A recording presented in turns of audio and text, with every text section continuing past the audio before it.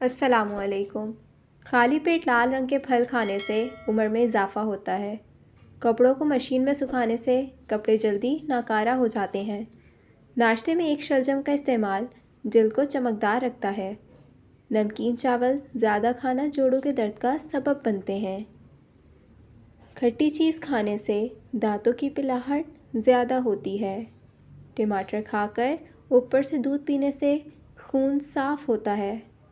रात को जिस्म पर तेल से मालिश करने से पूरा दिन जिस्म में थकावट नहीं होती। चाय पीने से जोड़ों के दर्द में इजाफ़ा होता है। सरसों का साग खाने से कैंसर से बचा जा सकता है। मुल्तानी मिट्टी का इस्तेमाल बालों को अलग-अलग और मज़बूत रखता है। निहार मुँह पानी में पुदीना डालकर पीने से चेहरे पर झुर्रियाँ नहीं आती।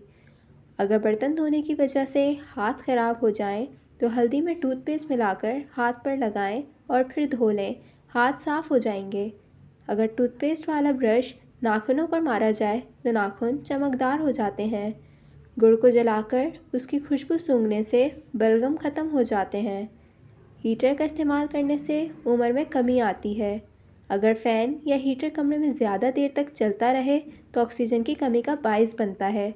सर्दी के मौसम में नहाकर अगर हाथों और पैरों पर लोशन लगाया जाए तो हाथों और पैरों में खुश्की नहीं होती।